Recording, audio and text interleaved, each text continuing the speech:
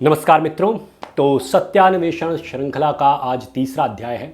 आज जिन दो विषयों पे हम लोग बात करेंगे, गीता के माध्यम से भी उसको एक्सप्लेन करने का प्रयास करेंगे, वो दो हैं। एक तो ये कि आत्मा का निराकार स्वरूप, आत्मा के निराकार स्वरूप पे हम लोग बातचीत करेंगे। और दूसरी चीज़ कि अगर हम ये कहते हैं कि आत्मा निराकार है और आत्मा ही जो है परमात्मा का रूप है, ये हम लोग कहते हैं, तो फिर जब अगर परमात्मा भी निराकार है तो फिर हम मूर्ति रूप में परमात्मा की पूजा क्यों करते हैं। तो मैं आपसे निवेदन करूंगा कि अंत तक इस वीडियो को देखिए। साथ में मैं ये भी बार बार सबसे कहता हूं कि आप अपने घर के बच्चों को भी इससे जोड़िए। हमारे बच्चों को ये सब चीज़ें जानना आवश्यक है, क्योंकि जीवन केवल इतना नहीं है कि हम आए, पैदा हुए, खाए, कमाए, पढ़े लिखे, कुछ डिग्री हासिल की, शादी ब्याह हुआ, बच्चे हुए और बच्चों को बड़ा किया, बच्चों की शादी ब्याह की और फिर वो धीरे धीरे करके ज़िंदगी ख़त्म हो गई। ये जीवन मात्र नहीं है। यदि आप मानव रूप में आपको जीवन मिला है तो आपके बहुत बड़े बड़े लक्ष्य हैं, आपको बहुत सारी चीज़ें करनी है। और सबसे बड़ी चीज़ जो है वो यही है कि आप अपने वास्तविक स्वरूप को पहचान सकें। और वो वास्तविक स्वरूप क्या है? वो आपका आत्म रूप है, आपका आत्मा का रूप है, उसी को पहचानना है। और वो स्वयं में निराकार है। तो आज हम लोग इस पे बात करेंगे कि हमारे आत्मा का रूप निराकार है, दिखता ही नहीं है, उसका कोई आकार ही नहीं है। उसको कैसे पहचानेंगे, कैसे देखेंगे, उसको आइडेंटिफाई कैसे करेंगे। और अगर वो उस ईश्वर का ही रूप है, वो आत्मा जो हमारे अंदर हमारे पास मौजूद है, वही जो मैं बोल रहा हूं वो उसी की वजह से बोल पा रहा हूं। अगर वो आत्मा बाहर निकल जाए तो ये शरीर नहीं बोल सकता है। ये शरीर तो निर्जीव है, ये हाड़ मांस का बना हुआ शरीर, इसके अंदर बोलने की क्षमता नहीं है। इसके अंदर ईश्वर का वो रूप जो आत्म रूप है, उसी के माध्यम से मैं बोल पा रहा हूं, सारी चीजें कह पा रहा हूं। आप भी उसी के माध्यम से कह पाते हैं। लेकिन कितनी बड़ी बात है, वो हमारे पास होने के बावजूद हम उसको नहीं पहचान पाते हैं। ठीक, पूरा जीवन निकल जाता है, हम इस बात पे चिंतन ही नहीं कर पाते हैं। ईश्वर हमारे पास है और हम उसको पहचान नहीं पा रहे हैं। अब बात यह है कि ये कैसे पहचाना जाए। तो आत्मा का जो निराकार रूप है उस पर हम लोग बात करेंगे। और उसके लिए जैसे हर बार हम लोग एक वंदना करते हैं, एक स्तुति करते हैं, भजन करते हैं, कीर्तन करते हैं, जो भी आपको अच्छा लगे कह लीजिए। आज हम लोग लेंगे फिर से जो मैंने द्वितीय अध्याय में लिया था, निर्वाण षटकम। ये आदि गुरु शंकराचार्य जी द्वारा रचित है। और मैंने जो पिछली बार भी लिया था गुरु माँ आनंद मूर्ति द्वारा गाया हुआ, तो वही आज हम लोग पहले स्तुति करेंगे, वही हम लोग वंदन करेंगे। और इसके बाद हम लोग उसका अर्थ भी समझेंगे। और उसका अगर आप अर्थ समझिए कि आदि गुरु शंकराचार्य ने ये सारी चीज़ें एक्सप्लेन की है। और इसको निर्वाण षटकम इसीलिए कहते हैं। निर्वाण का मतलब होता है कि जब आप अपने आप को डिसॉल्व कर देते हैं, अपने आप को डिसॉल्व कर देते हैं। निर्वाण का मतलब मृत्यु नहीं होता है। निर्वाण का मतलब होता है अपने आप को डिसॉल्व कर देना in the supernatural power, the ईश्वर, है ना। तो ईश्वर में आप जब स्वयं को डिसॉल्व कर देते हैं, यानी कि आपका एक तरीके से कहिए कि एनलाइटमेंट हो जाता है, उस निर्वाण हेतु षटकम लिखा गया है। षटकम मतलब होता है संस्कृत का वर्ड है जिसका मतलब होता है 6। तो 6 पदों में ये निर्वाण षटकम लिखा गया है। तो आज हम लोग पहले इसको गाएंगे और इसको गाने के बाद इसके अर्थ को भी समझेंगे। ठीक, तो मैं आरंभ करता हूँ निर्वाण षटकम बिना समय गंवाए हुए।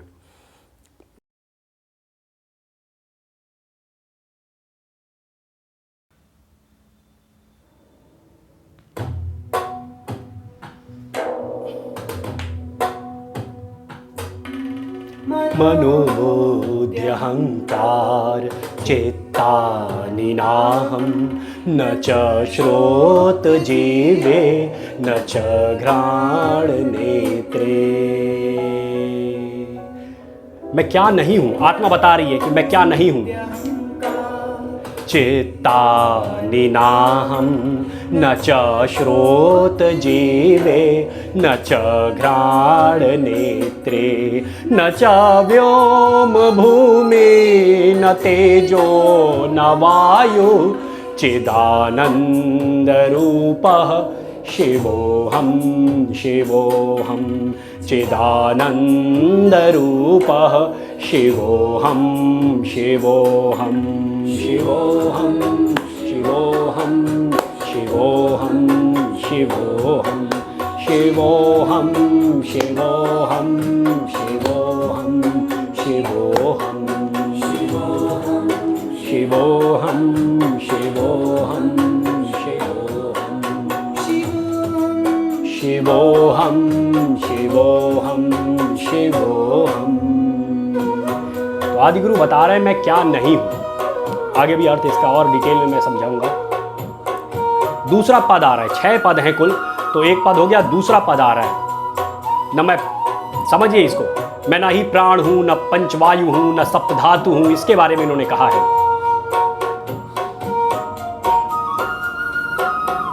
न मैं पंचकोश हूं,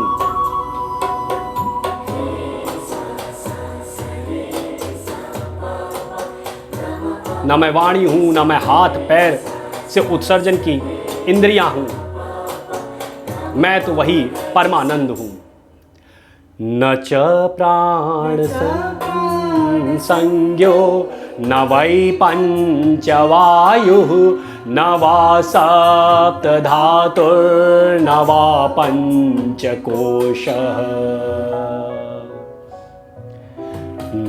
न च प्राण संज्ञो न वै पंचवायुः न वा सप्तधातुर्न वा पंचकोशः। न वाक्पाणिपादौ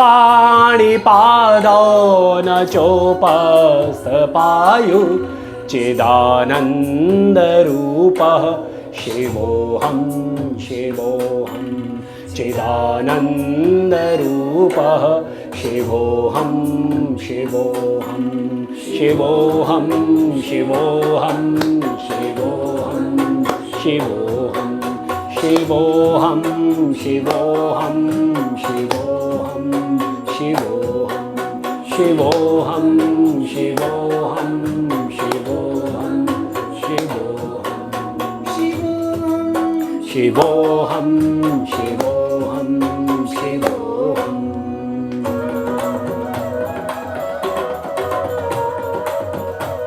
तीसरे पद पे आ रहे हैं हम लोग। न मे द्वेष रागौ न मे लोभ मोहौ, न मे द्वेष रागौ न मे लोभ मोहौ, मदो नैव मे नैव मात्सर्य भावः। न मुझ में राग है, न मैं द्वेष हूं, न लोभ हूं, मतलब मुझ में ये सारी चीजें नहीं है। हम लोग इसको दुर्गुण मानते हैं, तो ये सब मुझ में नहीं है। न मुझ में मोह है, न मुझ में अहंकार है, न मुझ में ईर्ष्या है। न मे द्वेष रागौ न मे लोभ मोहौ, मदो नैव मे नैव मात्सर्य भावः। एक एक चीज को समझिए गहराई तक। न मे द्वेष रागौ न मे लोभ मोहौ, मदो नैव मे नैव मात्सर्य भावः। न धर्मो न चार्थो न कामो न मोक्षः, चिदानन्दरूपः शिवोऽहं शिवोऽहं चिदानन्दरूपः शिवोऽहं शिवोऽहं शिवोऽहं शिवोऽहं शिवोऽहं शिवोऽहं शिवोऽहं शिवोऽहं शिवोऽहं शिवोऽहं शिवोऽहं शिवोऽहं शिवोऽहं शिवोऽहं शिवोऽहं शिवोऽहं। 3 पद हो गए, चौथे पद पे आते हैं। न पुण्यम न पापम न सौख्यम न दुखम, न मंत्रो न तीर्थम न वेदाः न यज्ञाः, अहम भोजनम नैव भोज्यम न भोक्ता, चिदानंद रूपः शिवोऽहं शिवोऽहं। न मुझे पुण्य में रुचि है, न पाप में रुचि है, न सुख में न दुख में मेरा मन लगता है, न मैं मंत्र में हूं, न मैं तीर्थों में हूं, न वेदों में, न यज्ञों में, किसी में मेरी रुचि नहीं है। न मैं भोजन हूं, न मैं भोजन के लायक हूं, और न ही मैं भोगी हूं। मैं तो परमानंद, वो शिव। न पुण्यम न पापम न सौख्यम न दुखम, न मंत्रो न तीर्थम न वेदा न यज्ञा। न पुण्यम न पापम न सौख्यम न दुखम, न मंत्रो न तीर्थम न वेदा न यज्ञा, अहं भोजनं नैव भोज्यं न भोक्ता चिदानन्दरूपः शिवोऽहं शिवोऽहं चिदानन्दरूपः शिवोऽहं शिवोऽहं शिवोऽहं शिवोऽहं शिवोऽहं शिवोऽहं शिवोऽहं शिवोऽहं शिवोऽहं शिवोऽहं शिवोऽहं शिवोऽहं शिवोऽहं शिवोऽहं। पूर्णतः आत्मसात करना इस संपूर्ण भाव को जो आदि गुरु शंकराचार्य ने हम सभी को दिया है। तो ये 4 पद हो गए। 5वें पद पे आते हैं। न मृत्युं न शंका न मे जाति भेदः पिता नैव मे नैव माता न जन्मः न बंधुर्न मित्रं गुरुर्नैव शिष्यः चिदानंद रूपः शिवोऽहं शिवोऽहं। न मुझे मृत्यु का भय है, न कोई शंका है, न ही मुझ में कोई जाति भेद है, न मेरा कोई पिता है, न माता है, न कोई जन्म हुआ है मेरा, न कोई बंधु, न कोई मित्र है। न मे जाति भेदः पिता नैव मे नैव माता न जन्मा न मे मृत्यु शंका न मे जाति भेदः पिता नैव मे नैव माता न जन्मा न बंधुर्न मित्रं गुरुर्नैव शिष्यः चिदानन्दरूपः शिवोऽहं शिवोऽहं चिदानन्दरूपः शिवोऽहं शिवोऽहं शिवोऽहं शिवोऽहं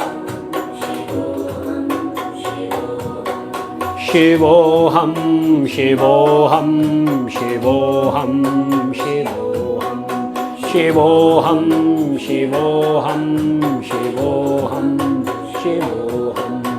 शिवोऽहं शिवोऽहं शिवोऽहं शिवोऽहं। तो इन 5 पदों में यह बताया गया कि क्या मैं नहीं हूं, क्या मेरे में नहीं है, वो बताया। अब अंतिम पद है जिसमें यह बताया कि फिर मैं हूं क्या। ये शंकराचार्य जी ने बताया, आदि गुरु शंकराचार्य जी ने, कि मैं हूं क्या फिर। अब उस पे ध्यान दीजिए। अहम निर्विकल्पो निराकार रूपो विभुत्वाच्च सर्वत्र सर्वेन्द्रियाणाम न चासंगतम नैव मुक्तिर्न मेयः चिदानंद रूपः शिवोऽहं शिवोऽहं। मैं निर्विकल्प हूं, मेरा रूप निराकार है और मैं विभुव के रूप में सभी जगह व्याप्त हूं, मैं सभी इंद्रियों में व्याप्त हूं। अहम निर्विकल्पो निराकार रूपो विभुत्वाच्च सर्वत्र सर्वेन्द्रियाणाम्।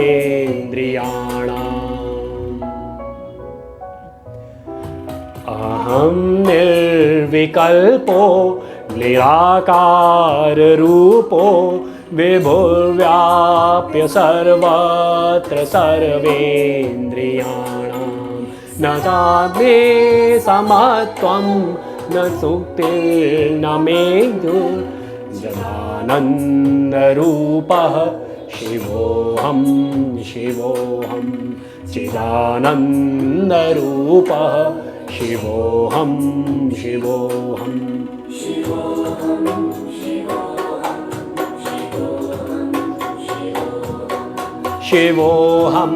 शिवोऽहं शिवोऽहं शिवोऽहं शिवोऽहं शिवोऽहं शिवोऽहं शिवोऽहं शिवोऽहं। इस निर्वाण षटकम में ये समझ लीजिए कि आदि गुरु शंकराचार्य ने पूरा निचोड़ निकाल के रख दिया है कि वो ईश्वर का रूप जो हम में है, यानी वो आत्मा, वो क्या है, उसको समझाने का प्रयास किया है क्या नहीं है ये भी समझाने का प्रयास किया, क्योंकि आमतौर पे हम लोग मान के चलते हैं कि मैं ये हूँ, मैं वो हूँ, मेरे अंदर का ये बुद्धि जो है ये मैं हूँ, मेरी बुद्धि की वजह से मैं एक डॉक्टर हूँ, इंजीनियर हूँ, प्रोफेसर हूँ, मैं वो हूँ, हैं, मैं जो सुनने की शक्ति मेरी बहुत अच्छी है, मेरी सूंघने की शक्ति बहुत अच्छी है, मेरी किसी चीज़ को स्पर्श करके समझने की शक्ति बहुत अच्छी है। अलग अलग चीज़ें हैं, लोग अपने अपने गुणों को मान लेते हैं कि ये गुण मैं हूँ। आप ये गुण नहीं है, यही समझाया है। तो अब जरा अर्थ पे बात करते हैं। पहला पद, मनोबुद्धि अहंकार चित्तानि नाहम, मनोबुद्धि अहंकार चित्तानि नाहम, न च श्रोत जिह्वे न च घ्राण नेत्रे न च व्योम भूमिर्न तेजो न वायु चिदानंद रूपः शिवोहम शिवोहम। पहला पद है, इसमें ये कहते हैं कि मैं मन नहीं हूं, मैं बुद्धि नहीं हूं, अहंकार नहीं हूं, चित्त नहीं हूं, मैं कान नहीं हूं, यानी जो इंद्रियां हम समझते हैं, कान, जीभ, नाक, नेत्र, जितनी भी इंद्रियां हम समझते हैं, मैं ये नहीं हूं।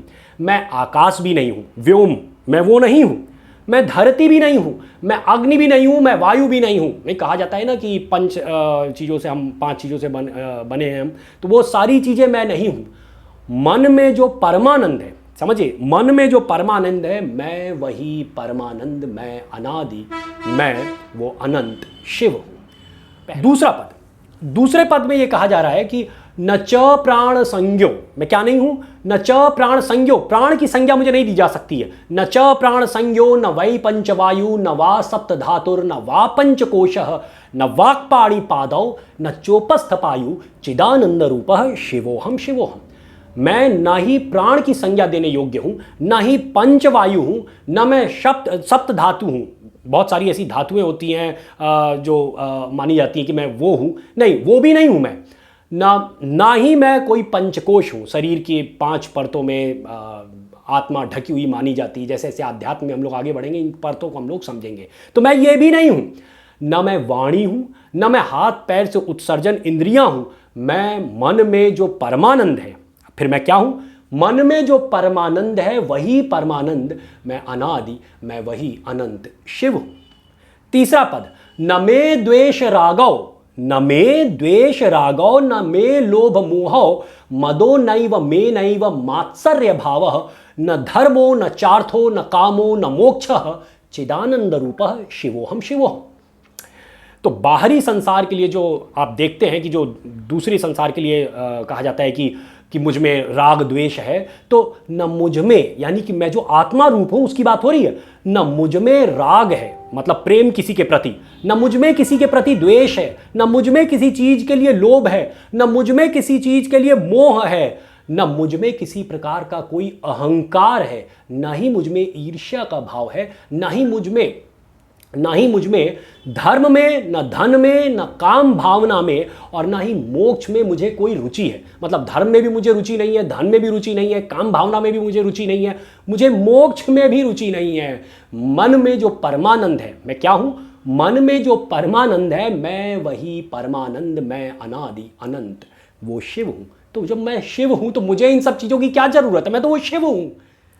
न पुण्यम न पापम, चौथा पद क्या है, न पुण्यम न पापम न सौख्यम न दुखम न मंत्रो न तीर्थम न वेदाह न यज्ञाः अहम भोजनम नैव भोज्यम न भोक्ता चिदानंद रूपः शिवोहम शिवोहम। न मुझे पुण्य में रुचि है कि मतलब मैं कोई बहुत अच्छे काम कर लूँ, मुझे पुण्य में कोई रुचि नहीं है, न मुझे पाप में कोई रुचि है, न सुख में ही मुझे आनंद है, न दुख में मुझे मेरा मन लगता है, न मंत्र में, न तीर्थ में, न वेदों में, और न ही यज्ञों में मेरी कोई रुचि है। न मैं भोजन हूँ, यानी कि मुझे कोई खा नहीं सकता है, मुझे नहीं खाया जा सकता, मेरे शरीर को कोई भले खा ले, मुझे नहीं कोई खा सकता, यानी कि मेरे आत्मा रूप को। न मैं भोजन हूँ, न मैं भोगने के लायक हूँ, और ना ही मैं भोगी हूँ, विलासी मतलब, ना मैं कोई भोगी हूँ, मैं नहीं भोगता हूँ कुछ भी। मैं तो मन में जो परमानंद है, मैं वही परमानंद, मैं अनादि अनंत वो शिव हूँ। ठीक, एक एक भाव को जरा अच्छे से पकड़िए। 5वें पद पे आते हैं। 5वां पद है, न मे मृत्यु शंका, मुझे कोई मृत्यु की शंका नहीं है, न मेरी मृत्यु ही नहीं हो सकती है। न मे मृत्यु शंका न मे जाति भेदः पिता नैव मे नैव माता न जन्म न बंधुर्न मित्रम गुरुर्नैव शिष्यः चिदानंद रूपः शिवोहम शिवोहम। न मुझे मृत्यु का भय है, ना ही मुझे किसी प्रकार की कोई शंका है। मुझे नहीं कोई शंका होती, शंका आपको होती होगी। आप कौन? यानी आपके मन को शंका होती होगी। मुझे कोई शंका नहीं, मुझे मतलब मैं आत्मरूप जो हूं, मुझे कोई शंका नहीं है। ना ही मुझ में किसी प्रकार का कोई जाति भेद है। ये आपका जो है संसार का बनाया हुआ जाति भेद है। मुझ में कोई जाति भेद नहीं, मैं सब में समान रूप से हूं। ना मेरा कोई पिता है, ना मेरी कोई माता है, ना ही मेरा कभी जन्म हुआ है, ना मेरा कोई बंधु है, भाई है, ना मित्र है, ना मेरा कोई गुरु है, और ना मैं किसी का शिष्य हूं। मन में जो परमानंद है, मैं वही परमानंद, मैं अनादि अनंत शिव हूं। अंतिम पद, तो 5 पदों में उन्होंने बताया मैं क्या क्या क्या क्या नहीं हूं। अब आदि गुरु शंकराचार्य बताते हैं 6ठे पद में, फिर मैं क्या हूं? अहम निर्विकल्पो निराकार रूपो, अहम निर्विकल्पो निराकार रूपो, विभुत्वाच्च सर्वत्र सर्वेन्द्रियाणि, न चासंगतम नैव मुक्तिर्नमेयः, चिदानंद रूपः शिवोहम शिवोहम। मैं निर्विकल्प हूं, मेरा कोई विकल्प नहीं है। ऐसा नहीं है कि आज भिंडी की सब्जी नहीं है तो चलो आलू की सब्जी खा लेंगे, विकल्प जो होते हैं। तो मेरा कोई विकल्प नहीं है। मैं जो आत्मरूप हूं, कोई दूसरी ऐसी चीज नहीं है जो तुम्हारे शरीर में डाल दी जाए और तुम्हारा शरीर चलने लग जाए। तो इसलिए मेरा कोई विकल्प नहीं है, कोई विकल्प इस पूरे ब्रह्मांड में मेरा नहीं है। मैं निर्विकल्प हूं, मेरा रूप निराकार है, कोई आकार नहीं है मेरा। और मैं विभुव, विभुव का मतलब होता है चैतन्य। मैं विभुव के रूप में यानी चैतन्य रूप में सभी जगह व्याप्त हूं। ऐसा नहीं आप कह सकते हैं कि मैं हार्ट में हूं, कि मैं लंग्स में हूं, कि मैं आंतों में हूं, कि मैं हाथ में हूं, कि पैर में हूं। मैं सर्वत्र व्याप्त हूं, सभी इंद्रियों में समान रूप से व्याप्त हूं। ना ही मैं किसी वस्तु से बंधा हूं, मैं किसी चीज से नहीं बंधा हूं, और ना ही उस वस्तु से मुक्त हूं। ना मैं किसी में बंधा हूं, ना ही मैं किसी से मुक्त हूं, यानी मैं सर्वत्र व्याप्त हूं। मन में जो परमानंद है, मैं वही परमानंद, मैं अनादि अनंत शिव हूं। और जब मैं अनादि अनंत शिव हूं तो मुझे कोई क्या बांध सकता है? मैं सब जगह हूं, सर्वत्र हूं, और मुझे कोई बांध ही नहीं सकता है। तो ये आदि गुरु शंकराचार्य जी द्वारा रचित जो निर्वाण षटकम है, इसके माध्यम से अभी हमने समझा कि आत्मा वास्तव में उसका जो निराकार रूप की व्याख्या उन्होंने की है, उससे अच्छी व्याख्या कोई नहीं कर सकता है। मैं तो उनके आगे कुछ भी नहीं हूँ। तो इसीलिए मैंने जो निर्वाण षटकम, जो आज का विषय था कि आत्मा का जो निराकार रूप है उसको एक्सप्लेन किया जाए, तो जितना अच्छा आदि गुरु शंकराचार्य एक्सप्लेन कर सकते हैं उतना कोई भी नहीं कर सकता है। तो उन्हीं के उस निर्वाण षटकम को मैंने आपके समक्ष रखा।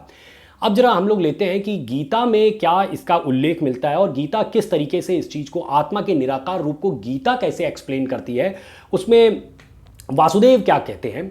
अध्याय 2 के श्लोक नंबर 23 में एक श्लोक आता है, उस श्लोक के ऊपर हम लोग पहले ध्यान देते हैं। बहुत पॉपुलर श्लोक है, बहुत से लोगों ने सुना होगा। आज की पीढ़ी कितना आज गीता पढ़ती है मुझे नहीं मालूम, कितने उसको श्लोक याद रहते हैं। अदरवाइज जब हम लोग छोटे थे तो ये सब श्लोक, बहुत सारे ऐसे श्लोक होते थे, परित्राणे साधूनाम वगैरह, नैनम छिंदन्ति शस्त्राणि, बहुत सारे श्लोक होते थे जो हम लोग को हमेशा कंठस्थ रहते थे। तो वही जो नैनम छिंदन्ति शस्त्राणि है, इसी के माध्यम से आत्मा के निराकार रूप को एक्सप्लेन किया गया है। तो मैं वो श्लोक लेता हूँ, उसका अर्थ लेता हूँ। श्लोक है कि नैनम छिंदन्ति शस्त्राणि नैनम दहति पावकः, न चैनम क्लेद्यन्त्यापो न शोष्यति मारुतः। बहुत छोटा सा श्लोक है, सिंपल सा अर्थ है नैनम छिंदन्ति शस्त्राणि, न मुझे किसी शस्त्र के द्वारा छेदा जा सकता है, यानी कि मुझे किसी शस्त्र से नहीं काट सकते हैं आप। नैनम दहति पावकः, न मुझे पावक का मतलब होता है आग, न मुझे आप आग से जला सकते हैं। न चैनम क्लेद्यन्त्यापो, न आप मुझे पानी से गीला कर सकते हैं। न शोष्यति मारुतः, ना आप मुझे हवा से सुखा सकते हैं। यानी कि मैं पदार्थ रूप में हूँ ही नहीं। आप किसी भी चीज़ को आग से जला सकते हो, या पानी से गीला कर सकते हो, या उसे शस्त्र से काटा जा सकता हो, या फिर उसे जलाया जा सकता हो। जो भी आप ये चीज़ें करी जा सकती हैं, ये उसी को किया जा सकता है जो पदार्थ रूप में, मास फॉर्म में, जिसका एक मास एग्जिस्ट करता हो, उस मास फॉर्म में अगर वो एग्जिस्ट करता है तो आप ये सारी कुछ चीज़ें कर सकते हैं। गीला करो, जलाओ, काटो, पीटो, जो करना है कर सकते हो। लेकिन चूंकि मैं तो निराकार रूप हूँ, मेरा कोई ऐसा आकार ही नहीं है, मैं पदार्थ रूप में एग्जिस्ट ही नहीं करता हूं। तो जब मैं पदार्थ रूप में एग्जिस्ट नहीं करता हूं तो वासुदेव श्री कृष्ण यही एक्सप्लेन करना चाह रहे हैं कि मैं जो आत्मा रूप हूं, मैं निराकार हूं, मैं पदार्थ रूप में एग्जिस्ट नहीं करता हूं, इसलिए आप मुझे ये सारी कुछ चीज़ें नहीं कर सकते हैं। अब देखिए, जो एक्चुअली जो चीज़ें पदार्थ रूप में होती हैं, इस संसार में जितनी भी चीज़ें हैं, उनको अगर हम परसीव करना चाहते हैं किसके माध्यम से करते हैं? हमारी 5 इंद्रियां होती हैं, हमारी 5 इंद्रियां होती हैं। सेंस ऑफ टच यानी स्पर्श करके, कोई चीज़ गर्म है ठंडी है, एक चीज़ को आप टच करते हैं और टच करके पता हाँ भाई ये गर्म है या ठंडा है, तो आप सेंस ऑफ टच होता है। दूसरा होता है सेंस ऑफ टेस्ट, आपकी जीभ, आप जीभ के माध्यम से किसी चीज़ को चख के कि मीठा है, खट्टा है, नमकीन है, तो आपके पास एक सेंस, ये सब आपके सेंसेस हैं जो कि ईश्वर ने आपको दिए हैं, लेकिन आप उसके माध्यम से संसार की चीज़ों को समझ सकते हैं, उसमें से इंफॉर्मेशन निकाल सकते हैं। ठीक, तो सेंस ऑफ टच है, सेंस ऑफ टेस्ट है, आपकी जीभ से आप टेस्ट कर सकते हैं। सेंस ऑफ स्मेलिंग, आप किसी चीज़ को सूंघ सकते हैं। गुलाब का फूल है, वो सूंघाया जाए तो आप समझ जाएंगे गुलाब है, आंख बंद कर दी जाए, सूंघा दिया जाए, आप बता देंगे गुलाब है। या फिर आपको गेंदा सूंघा दिया जाए, आप सूंघते ही आप बता देंगे गेंदे का फूल है। कोई दुर्गंध सूंघा दी जाए तो दुर्गंध भी आप पहचान जाएंगे कि हाँ भैया, चूंकि भगवान ने एक हमें ये सूंघने की शक्ति दी है, तो हमें भगवान ने 5 प्रकार की शक्तियां दी हैं इस संसार की चीज़ों को समझने के लिए। तो sense of touch, sense of taste, sense of smelling, sense of seeing, हम देख सकते हैं। हमें किसी चीज़ को छूने की जरूरत नहीं, ये मोबाइल है, ऐसा नहीं जब हम जाके टच करेंगे तभी हम बताएंगे कि ये मोबाइल है। अरे भाई हम देख रहे हैं ना ये मोबाइल है, तो हमें भगवान ने आंखें दी हैं, आंखों के माध्यम से हम सीधे देख के बता सकते हैं। उसे टच करने की भी जरूरत नहीं है, उसे सूंघने की भी जरूरत नहीं है, स्मेल करने की जरूरत नहीं है, टेस्ट करने की जरूरत नहीं है, देख के बता सकते हैं। तो ये चौथी आपकी इंद्रिय हो गई। 5वीं इंद्रिय होती है सुन के। अब आप मुझे ना टच कर रहे हो, अगर आप वीडियो भी ऑफ कर दो तो भी जो आप सुन रहे हो उसके माध्यम से मैं जो कुछ भी अपना व्यू आप तक पहुंचाना चाह रहा हूं, सारा व्यू आप तक पहुंचेगा।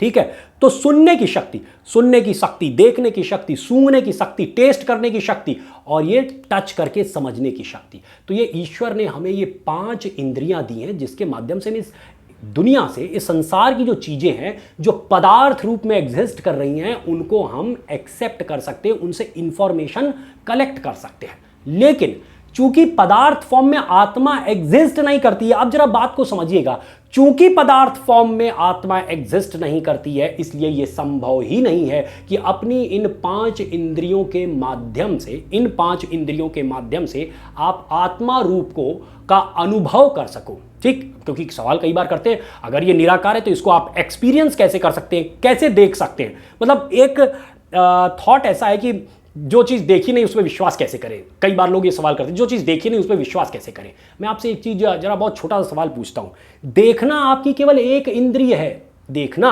आपकी एक इंद्रिय है, इसके अलावा जो 4 इंद्रियां अभी मैंने और बताई। मैं आपसे एक छोटा सा सवाल करता हूँ, एक बात बताइए, जो चीज़ आप सुन सकते हैं क्या आप उसको देख सकते हैं? जो चीज़ आप सुन सकते हैं, मेरे जो शब्द हैं, ये जो मैं बोल रहा हूँ, जो शब्द निकल रहे हैं, ये शब्द आपको दिखाई देते हैं क्या? अगर एक कमरे में 4 लोग बैठ के बोल रहे हैं, आप मतलब आप कान बंद कर लिए, सुनाई नहीं दे रहा है, शब्द हवा में गूंज रहे हैं, क्या आप उन शब्दों को देख सकते हैं? शब्द नहीं देख सकते हैं, लेकिन फिर भी आप शब्द को सुन सकते हैं। एक इंद्रिय आपको भगवान ने अलग से दी है।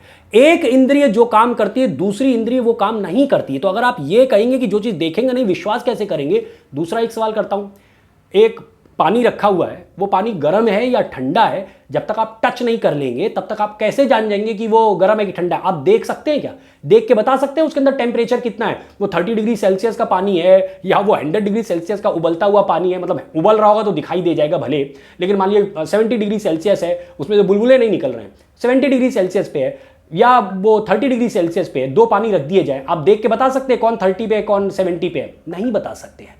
उसके लिए भगवान ने एक अलग इंद्रिय दी है, उंगली डालनी पड़ेगी और उंगली डाल के समझना पड़ेगा ये ठंडा है और ये गर्म है, हैं? जो चीज़ आप एक इंद्रिय से कर सकते हैं वो दूसरी इंद्रिय से नहीं कर सकते हैं। जो चीज़ आप सूंघ सकते हैं, एक फूल रख दिया जाए और वो फूल की महक आपको ना आ रही हो, आपकी नाक बंद कर दी गई, आप महक नहीं सकते हैं, उससे निकलने वाली जो खुशबू है उस खुशबू को आप देख सकते हैं क्या? नहीं देख सकते हैं।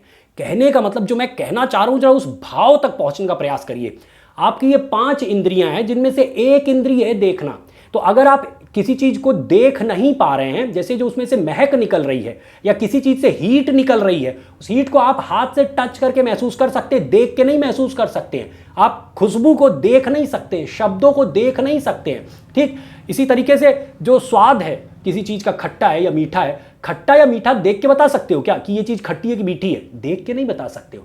इसीलिए अब जरा बात को समझिएगा कि ये जो 5 इंद्रियां हैं, इन 5 इंद्रियों में जो एक इंद्रिय देखना है, ये देखना भी आपकी बाकी की 4 इंद्रियों का काम देख के नहीं बता सकती है।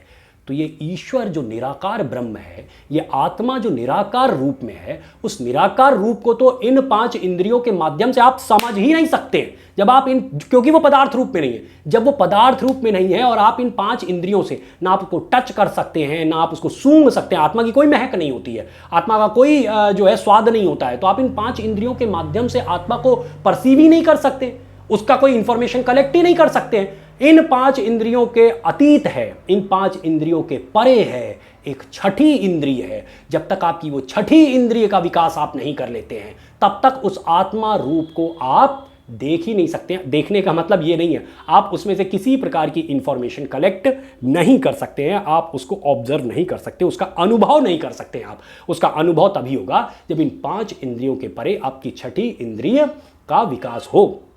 अब बात आती है कि अच्छा ये हवा में आपने फेंक दिया ये छठी इंद्री, अब ये छठी इंद्री कैसे मान ली जाए, और इसका कहीं क्या गीता में भी उल्लेख आता है कि नहीं? आता है, एकदम बराबर उल्लेख आता है। ध्यान से समझिए पूरी गीता है क्या, गीता को आप ध्यान से पढ़िए। गीता क्या होता है कि युद्ध क्षेत्र है, भगवान श्री कृष्ण और अर्जुन के बीच में संवाद चल रहा है, भगवान श्री कृष्ण और अर्जुन के बीच में संवाद चल रहा है। इस संवाद को एक्सप्लेन कौन करता है? आप प्रथम अध्याय का प्रथम श्लोक पढ़िए, उसमें क्या आता है? संजय उवाच। हाँ, तो संजय उवाच आता है, धृतराष्ट्र उवाच आता है, यानी कि संजय और धृतराष्ट्र के बीच में बातचीत हो रही है। एक्चुअली जब ये महाभारत का युद्ध होने वाला था तो महर्षि व्यास जो जाते हैं धृतराष्ट्र के महल में जाते हैं, और वो महर्षि व्यास उनसे कहते हैं, क्योंकि महर्षि व्यास जो थे वो सिद्ध पुरुष थे और वो मतलब महर्षि थे, तो उनकी वो छठी इंद्री विकसित थी। तो महर्षि व्यास उनके पास जाते हैं, धृतराष्ट्र के पास। उन्होंने कहा कि देखो धृतराष्ट्र तुम अंधे हो, मैं चाहता हूँ कि कम से कम तुम इस युद्ध का हाल जानो, कि चूंकि वो राजा थे, धृतराष्ट्र जो थे वो राजा थे, कि तुम जानो कि जो कुछ भी तुम्हारी निर्णयों की वजह से आज ये युद्ध पे पूरा ये सभी बच्चे पहुंच गए हैं, दोनों पक्ष के पांडव और कौरव युद्ध पे पहुंच गए हैं, तो तुम्हें ये देखना चाहिए, समझना चाहिए। इसलिए मैं चाहता हूं कि तुम्हें मैं दिव्य नेत्र दे दूं। ये दिव्य नेत्र ही छठी इंद्री है, तो मैं चाहता हूं तुम्हें दिव्य नेत्र दे दूं। तो धृतराष्ट्र कहते हैं कि भैया मुझे क्यों दिव्य नेत्र देंगे, मैं तो बचपन से अंधा हूँ, ना मैंने पांडवों को देखा है, ना मैंने कौरवों को देखा है, ना अपने बच्चों को देखा है, ना मैं अपने भाई के बच्चों को देखा है। तो वो अगर युद्ध लड़ भी रहे होंगे तो मैं क्या समझूंगा कौन किससे लड़ रहा है, मैं तो पहचानता ही नहीं हूँ। तो इसलिए ये दिव्य नेत्र जो है ये मेरे इस सारथी को दे दीजिए, संजय को। ये संजय देखेगा, इसने बचपन से सबको देखा हुआ है, तो ये देखेगा और युद्ध का हाल मुझे समझाएगा।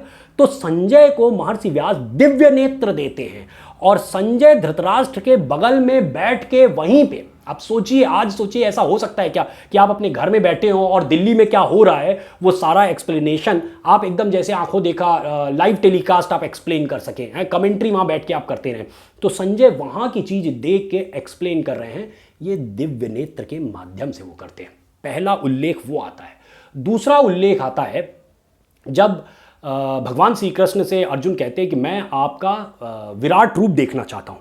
तो जब वो कहते हैं कि नहीं, तुम मेरा विराट रूप यानी कि वो ब्रह्म रूप, मेरे उस ब्रह्म रूप को, जिसे निराकार ब्रह्म कहा जाता है, मेरे उस ब्रह्म रूप को तुम अपने इन नेत्रों से नहीं देख सकते हो, तुम अपने इन नेत्रों से नहीं देख सकते हो, उसके लिए तुम्हें विशेष नेत्रों की आवश्यकता है, और मैं वो विशेष नेत्र तुम्हें देता हूं। और फिर वो उन्हें दिव्य नेत्र देते हैं, जिसके माध्यम से जब वो अपना विराट रूप लेते हैं यानी कि निराकार रूप दिखाते हैं, तो अर्जुन वो उन्हें देख पाते हैं, संजय भी देख पाते हैं। तो कहने का मतलब, और तभी संजय देख के फिर उसके बाद धृतराष्ट्र को एक्सप्लेन करते हैं।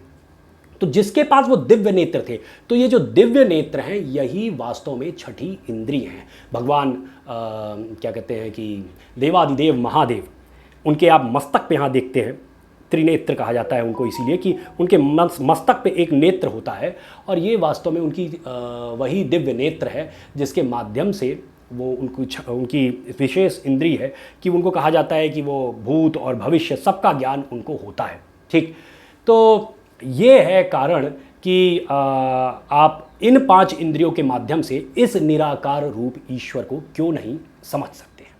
अब मैं इस वीडियो के अंतिम भाग पे आता हूँ। और वो ये है कि अगर ईश्वर निराकार है तो फिर हम ये मूर्ति पूजा क्यों करते हैं? भाई ये एक्सेप्ट हो गया कि ठीक है निराकार ब्रह्म है, तो अगर निराकार ही है, उसका कोई आकार नहीं है, फिर आप ये आकार बना के मूर्ति बना के पूजा क्यों करते हैं? भाई यही सनातन संस्कृति जो है, उसी में गीता का अध्ययन किया जाता है। सनातन संस्कृति ही ये समझाती है कि निराकार ब्रह्म है, और सनातन संस्कृति में ही यही कहा जाता है कि मूर्ति को ईश्वर मान के और पूजा कीजिए। आप गणेश जी की मूर्ति बनाइए, शंकर जी की मूर्ति बनाइए, हनुमान जी की मूर्ति बनाइए, प्रभु श्री राम की मूर्ति बनाइए, दुर्गा जी की मूर्ति बनाइए, और इतनी सारी मूर्तियां बना के सबकी पूजा करिए। तो ये मूर्ति रूप में क्यों बनाया जाता है? बहुत ही इंपॉर्टेंट क्वेश्चन है, और ध्यान से इस बात को समझिएगा, क्योंकि कई बार आप अपनी संस्कृति के बारे में नॉलेज नहीं है तो लोग आपको भ्रमित कर देते हैं, दिग्भ्रमित कर देते हैं, कहते हैं कि यार तुम लोग ये मूर्ति पूजा बेवकूफ़ी में करते हो। समझिएगा जरा बात को, इसके पीछे बहुत ही बड़ा वैज्ञानिक, मनोवैज्ञानिक और आध्यात्मिक कारण है, उसको समझिए। ऐसा है, हम सभी जो कुछ भी मनुष्य रूप में जो कुछ भी सीखते हैं, समझते हैं, हम हमेशा चित्रों के माध्यम से समझते हैं। हम हमेशा चीज़ों को चित्रों के माध्यम से समझते हैं। मैं एक आपके साथ एक्सपेरिमेंट करता हूँ, जरा आप वो एक्सपेरिमेंट आप करिए मेरे साथ, और इसके बाद मैं इसका एक्सप्लेनेशन दूंगा। ठीक, मैं 3 शब्द बोलूँगा, आपको आंख बंद करके तीनों शब्दों को सुनना है। बाकायदा ध्यान से सुनिएगा, मैं रिपीट नहीं करूँगा शब्द को, ध्यान से सुनिएगा शब्द को, और आपको ये बताना है कि आपके नेत्र पटल पे, ठीक, बंद आंखों से एक आपके सामने पर्दा होगा, उस पर्दे पे क्या कुछ उभर के आया, कुछ दिखाई दिया? जो कुछ भी दिखाई दिया आप अपने दिमाग में रखिएगा, जब मैं पूछूंगा तो आप बताइएगा। ठीक, आम, तलवार, अगड़म बगड़म। आँख खोल लीजिए। जब मैंने आम बोला तो आपके नेत्र पटल पे मुझे उम्मीद है कि आम का एक चित्र उभर के आ गया होगा। ठीक, जैसा पीले रंग का आम आप देखते हैं, वो पीले रंग का आम उभर के आ गया होगा। जब मैंने बोला तलवार, तो आपके आंखों के सामने एक तलवार की चित्र उभर के आ गई होगी, वो महाराणा प्रताप वाली तलवार सामने आ गई होगी आपके। जब मैंने बोला अगड़म बगड़म, तो चूंकि अगड़म बगड़म जब बोला होगा मैंने, तो आपके सामने एकदम झिलमिलाहट सी आ गई होगी, कुछ भी शायद दिखाई ना दिया हो या बहुत ज़्यादा हुआ होगा। तो हिंदी में अगड़म बगड़म अगर आप ठीक से सुन पाए होंगे तो अगड़म बगड़म लिखा हुआ आ गया होगा, इससे ज़्यादा कुछ नहीं हुआ होगा। एक्चुअली ऐसा क्यों हुआ? ऐसा इसलिए हुआ कि हम बचपन से जो चीज़ें सुनते आते हैं, जो चीज़ आप सुनते रहते हैं, आपकी एक लाइब्रेरी डेवलप होती चली जाती है। लाइब्रेरी में एक तरफ शब्द होते हैं और दूसरी तरफ उनके रेस्पेक्ट में जो इंफॉर्मेशन आप कलेक्ट कर चुके होते हैं वो इंफॉर्मेशन होती है, और सबसे इंपॉर्टेंट इंफॉर्मेशन होती है उसका चित्र। फिर इसके बाद उसका रंग है, उसका स्वाद है, उसके साइज़ के बारे में कोई इंफॉर्मेशन, या उसका और कोई चीज़ है, तो वो आपके बारे में आता है। जैसे आम है, तो आम जैसे ही बोला गया, आम का चित्र, आम का रंग, आम का स्वाद, आम के बारे में मैंगो शेक, मैंगो का और कोई डिश, वो सारी चीज़ें होती हैं। लेकिन सबसे पहले जो चीज़ उभरेगी वो आएगा आम का चित्र। तो समझिए, जब हम बोलते हैं तलवार, तो जो आपने तलवार के बारे में आज तक आपके दिमाग में, आपकी लाइब्रेरी में स्टोर्ड है, वो तलवार आपको दिखाई देती है। लेकिन चूंकि अगड़म बगड़म शब्द आपने कभी सुना ही नहीं है और उसको लेके आपकी लाइब्रेरी में कोई भी इंफॉर्मेशन कलेक्ट नहीं है, इसलिए जब वो शब्द आपके समक्ष आता है तो आप एकदम झिलमिलाहट सी आ जाती है। इसीलिए हमारे जो महान ऋषि मुनि हुए हैं, उन्होंने ये सोचा कि चूंकि अब सीधे आपको बता दिया जाए कि ईश्वर जो है वो एक निराकार ब्रह्म है, वो निराकार रूप में है, तो जब उसका कोई आकार ही नहीं है और आपकी जो आदत है, आपकी जो प्रैक्टिस है, आप केवल और केवल आकारों के फॉर्म में ही चीज़ों को समझ पाते हैं। अभी आप अगड़म बगड़म नहीं समझ पा रहे हैं, तो आप उस ईश्वर को क्या समझ पाएंगे? इसीलिए उन्होंने कहा कि ईश्वर की एक कल्पना की जाए, और कल्पना भी किस रूप में की जाए? जिस रूप में आप एक दूसरे को देखते हैं, एक दूसरे को जैसा देखते हैं। तो जैसे हमारे 2 हाथ हैं, जैसे हमारा सर है, नाक है, कान है, मुंह है, तो इसी प्रकार से हमने भी ईश्वर की कल्पना की। हाँ ठीक है, अलग अलग रूप से क्यों माने? फिर ये सवाल किया जा सकता है, इतने सारे क्यों माने, एक मान लेते। इसलिए माने क्योंकि हर एक हमारा जो कोई भी साधना करता है, कोई भी ध्यान लगाता है, कोई भी ईश्वर को याद करता है, तो अलग अलग वजहों से याद करता है। कोई है, एक विद्यार्थी है, वो विद्यार्जन के लिए याद कर रहा है, तो उसके लिए एक माँ का रूप माना गया, माँ सरस्वती का रूप माना गया। कोई योगी है, योग साधना करता है, तो उसके लिए शिव को एक महायोगी के रूप में माना गया। वो योग साधना में बैठे हुए हैं और उनके अंदर वैसा उनके साथ एक व्यक्तित्व जोड़ा गया है। जब हम प्रभु श्री राम की बात करते हैं तो उनके साथ पूरा एक व्यक्तित्व जोड़ा गया है कि वो मर्यादा पुरुषोत्तम है, कि किसी व्यक्ति को अगर मर्यादित जीवन जीना है तो प्रभु श्री राम को वो फॉलो करेगी। उनका एक पूरा एक व्याख्यान है उनके साथ कि कैसे उनके चरित्र का व्याख्यान है, ये उनके साथ जोड़ा गया है। जब हम क्या कहते हैं कि माता दुर्गा की बात करते हैं तो माँ शक्ति का रूप उनको माना गया है। कोई शक्ति की उपासना करता है तो माँ दुर्गा का एक रूप माना गया है। इसलिए हमने इतने सारे रूप माने और उस रूप को मान के हम उनकी पूजा करते हैं। ठीक, तो मुझे उम्मीद है कि आप ये समझ सके होंगे कि हम मूर्ति रूप क्यों करते हैं, मूर्ति रूप में पूजा क्यों करते हैं। कोई ये भी कह सकता है कि अगर ईश्वर निराकार ब्रह्म ही है, समझिएगा, तो वो कह सकता है कि सीधे वही क्यों नहीं बता रहे, सीधे उसी रूप में ही आराधना क्यों नहीं करा रहे। अच्छा, एक बात बताइए, एक छोटा सवाल करता हूँ आपसे, ज़रा सोचिए और उसका उत्तर दीजिए। एक बहुत बड़ी सी बिल्डिंग बननी है, उस बहुत बड़ी सी बिल्डिंग को बनाने के पहले क्या किया जाता है? क्या सीधे लेबर मिस्त्री लग जाते हैं और वो जो है बिल्डिंग बननी चालू हो जाती है? ऐसा तो नहीं होता है। पहले उस बिल्डिंग के लिए क्या होता है, नक्शा खींचा जाता है कागज के ऊपर। अब कागज के ऊपर भवन तो बन नहीं रहा है, कागज के ऊपर क्या कर रहे हैं आप, नक्शा खींच रहे हैं। वो जो नक्शा बन रहा है, वो नक्शा असल में वो जो रियल बिल्डिंग बनने वाली है, वो रियल बिल्डिंग वो नहीं है। कहीं कहीं ऐसा भी किया जाता है कि बड़ी बिल्डिंग होती है तो नक्शे के साथ साथ फिर एक मॉडल बनाया जाता है, एक छोटा सा मॉडल बनाया जाता है कि ये बिल्डिंग बनने के बाद ऐसी दिखेगी। तो वो जो आप मॉडल बना रहे हैं वो मॉडल एक्चुअली वो रियल बिल्डिंग नहीं है, लेकिन उस रियल बिल्डिंग के तक बनाने से पहले की तैयारी का भाग है वो। तो उसी तरीके से उस निराकार ब्रह्म तक यदि आप पहुंचना चाहते हैं, उसको समझना चाहते हैं, उसका अनुभव करना चाहते हैं, अपने इस आत्म रूप का अनुभव करना चाहते हैं, तो उसके पहले की कुछ सीढ़ियां हैं। क्या ऐसा हो सकता है कि मेरी बेटी जैसे आज क्लास 4th में है, मैं उसको सीधे, मैं फिजिक्स पढ़ाता हूँ, मैं सीधे उसको रोटेशनल मैकेनिक्स समझाना चालू कर दूँ? हाँ भाई, साइंस तो उसके यहाँ भी एक सब्जेक्ट होता है। अब साइंस होने का मतलब ये नहीं है कि मैं उसको 11th और 12th में जो रोटेशनल मैकेनिक्स पढ़ाई जाती है सीधे मैं उसको पढ़ाना चालू कर दूँ कि भैया साइंस तो पढ़ रही है, साइंस पढ़ रही है तो रोटेशनल मैकेनिक्स पढ़ा दो। अब अगर कोई ईश्वर को समझना चाह रहा है, सीधे उसको निराकार ब्रह्म समझा दो, तो उसको निराकार ब्रह्म समझ में ही नहीं आएगा। उसे क्लास 4th की साइंस समझनी होगी, 5th की, 6th की, 7th, 8th, 9th, 10th तक की जब वो साइंस समझ लेगी तभी उसे 11th और 12th की साइंस समझाई जा सकती है। ठीक उसी तरीके से यदि आप निराकार ब्रह्म तक पहुंचना चाहते हैं, उसका अनुभव करना चाहते हैं, तो नीचे की सीढ़ियों को भी आपको तय करना पड़ेगा। आपको एक यात्रा करनी पड़ेगी। एक विधा बनाई है, हमारे ऋषि मुनियों ने एक विधा बनाई है कि आप पहले आकार ब्रह्म में, साकार ब्रह्म में, साकार रूप में उस ईश्वर को मानते हुए उपासना करिए। जब आप वो उपासना करते हैं तो धीरे धीरे धीरे धीरे आप अपने अंदर की प्योरिटी डेवलप करते हैं, अपने अंदर के कॉन्सेंट्रेशन लेवल को डेवलप करते हैं, अपने अंदर के जो चारों तरफ मन आपको भगा रहा है, भटका रहा है, उसको एकाग्र करने का एक अभ्यास करते हैं। ध्यान रखिएगा, बहुत बड़ा वर्ड है ये, अभ्यास करते हैं आप। इसके माध्यम से जो ये जितनी भी यात्रा कर रहे हैं आप धीरे धीरे अभ्यास कर करके अपने आप को परिपक्व बनाते हैं, तब जाके आप उस निराकार ब्रह्म तक पहुंच पाते हैं। ठीक, तो आज की चर्चा को मैं यही समाप्त करता हूं और अब हम लोग करेंगे, आज जैसे मंगलवार है तो हनुमान चालीसा। श्री गुरु चरण सरोज रज, निज मनु मुकुर सुधारी, बरनउँ रघुबर बिमल जसु, जो दायक फल चारि। बुद्धिहीन तनु जानिके, सुमिरो पवन कुमार। बलि बुद्धि विद्या देहु मोहि, हरहु कलेश विकार।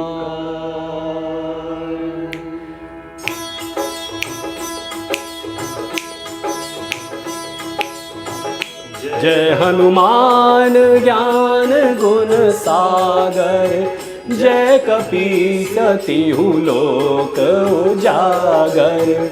रामदूत अतुलित बल धामा, अंजनी पुत्र पवन सुत नामा।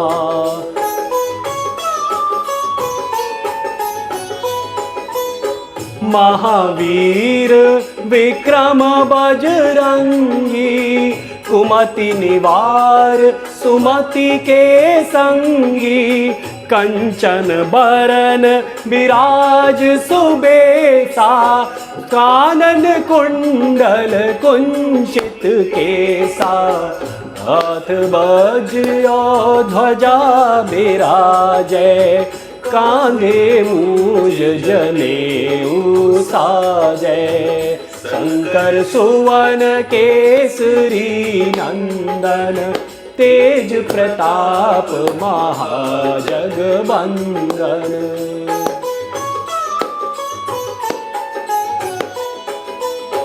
विद्यावान गुणी अति चातुर, राम काज करिबे को आतुर, प्रभु चरित्र सुनिबे को रसिया, राम लखन सीता मन बसिया, सूक्ष्म रूप धरि सियहि दिखावा, विकट रूप धरि लंक जरावा, भीम रूप धरि असुर संहारे, रामचंद्र के काज संवारे।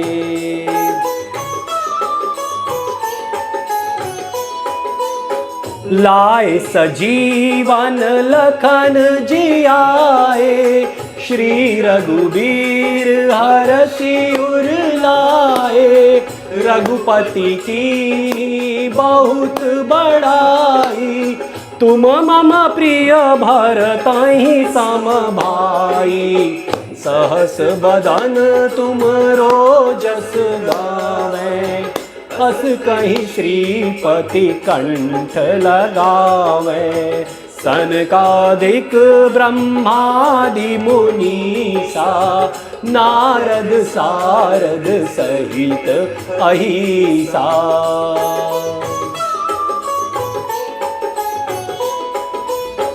जम कुबेर दिगपाल जहाँ ते, कभी को विद कही सकै कहाँ ते, तुम उपकार सुग्रीवहि कीना, राम मिलाए राजपद दीना, तुमरो मंत्र विभीषण माना, लंकेश्वर भय सब जग जाना, सहस्र योजन पर भानु, लील्यो ताहि मधुर फल जानु।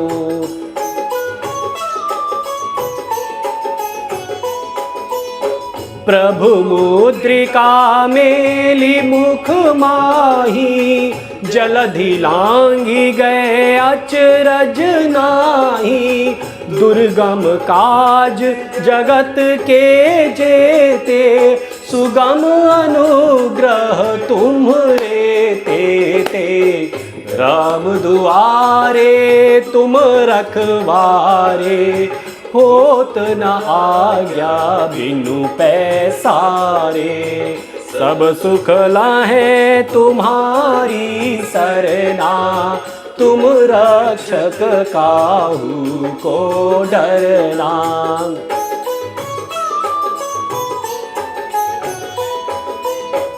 आपन तेज सम्हारो आपै, भूत लोक हाँकते कांपै, भूत पिशाच निकट नहीं आवे, महावीर जो नाम सुनावे, नासै रोग हरै सब पीरा, जपत निरंतर हनुमत बीरा, संकट ते हनुमान छुड़ावे, मन क्रम बचन ध्यान जो लावे। इस समय भी बहुत संकट है कोरोना की वजह से, तो वही इसका निपटारा करें। सब पर राम तपस्वी राजा, तिनके काज सकल तुम साजा, और मनोरथ जो कोई लावे, सोई अमित अमृत जीवन फल पावे, चारों जुग पर ताप तुम्हारा, है प्रसिद्ध जगत उजियारा। साधु संत के तुम रखवारे, असुर निकंदन राम दुलारे।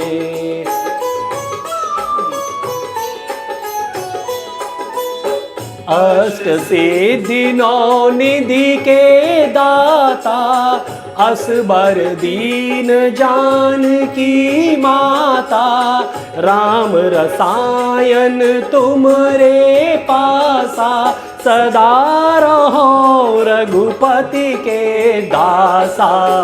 तुमरे भजन राम को पावे, जन्म जन्म के दुख बिसरावे।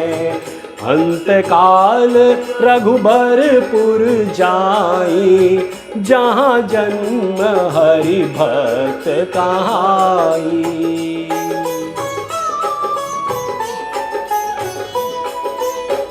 और देवता चेतन धरई, हनुमत से सर्व सुख करई। संकट कटे मिटे सब पीरा, जो सुमिरै हनुमत बलबीरा। जय जय जय हनुमान गोसाई, कृपा करहु गुरुदेव की नाई। जो सत बार पाठ कर कोई, छूटहि बंदी महासुख होई।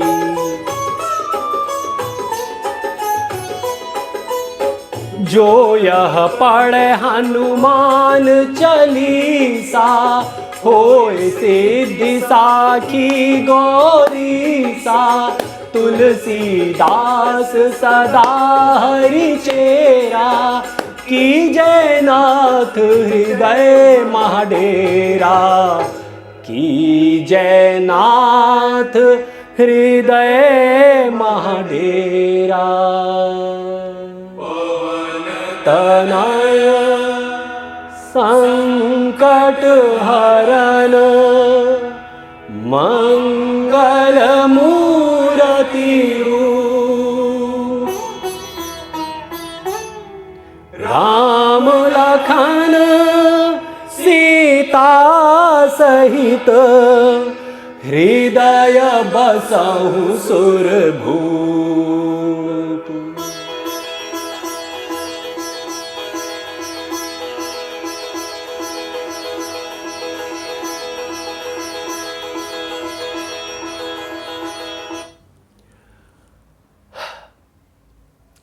तो इस संकट मोचन प्रभु हनुमान से यही प्रार्थना है कि जो इस समय पूरी मानव सभ्यता पे कोरोना के नाम का ये जो संकट आया हुआ है, इसको अब आप ही हरिए।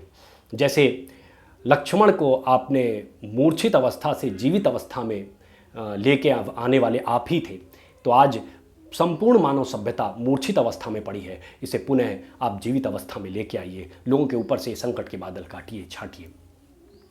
बस अब शांति पाठ के साथ आज के कार्यक्रम को समाप्त करेंगे।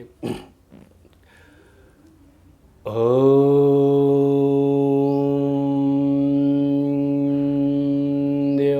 शांतिरंतरिक्षं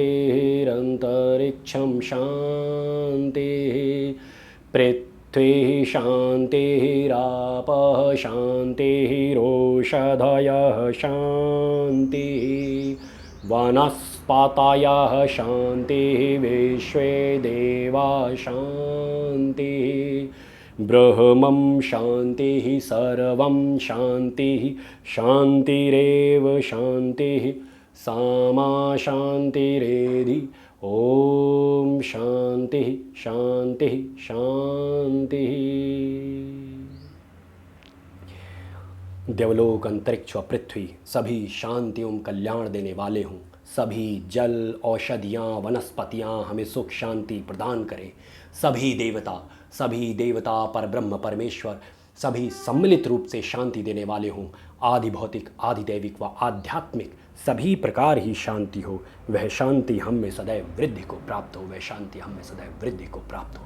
संपूर्ण मानव सभ्यता के लिए मैं शांति की कामना करता हूँ कि ईश्वर ब्रह्मांड की हर वस्तु से, आप इस शांति पाठ को अगर इसके हिंदी अर्थ को सही से समझिए, जो अभी मैंने उच्चारण भी किया, बताया भी आपको, कि ब्रह्मांड की हर वस्तु से, हर सकारात्मक ऊर्जा से हम शांति की कामना करते हैं। यही सनातन संस्कृति की बहुत बड़ी विराट सोच है, दार्शनिकता है कि हम ब्रह्मांड की हर वस्तु से शांति की कामना करते हैं, और किसी एक के लिए नहीं, संपूर्ण मानव सभ्यता के लिए, संपूर्ण जीव जगत के लिए कामना करते हैं कि शांति की स्थापना हो। ओम नमः शिवाय। जय श्री राम, जय जय श्री राम। जय हो भोलेनाथ की, जय हो पवन पुत्र हनुमान की। ओम नमः शिवाय।